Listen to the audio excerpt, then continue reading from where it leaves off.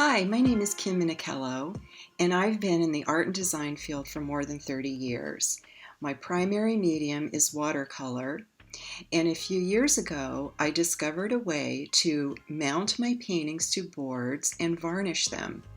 This is another way to present your watercolor work as opposed to the traditional framing, matting, and putting them behind glass.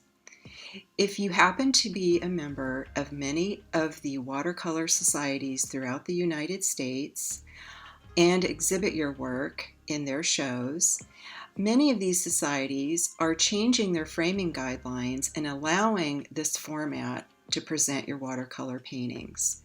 So in this video, I'm going to show you a step-by-step process on how to mount to a flat panel and a cradled board.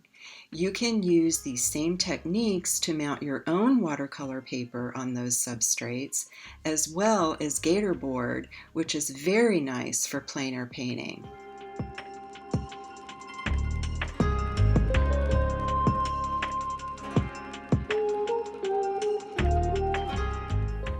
For more information and to purchase this video that you can keep indefinitely in your own video library, please visit my website at kimminicello.com.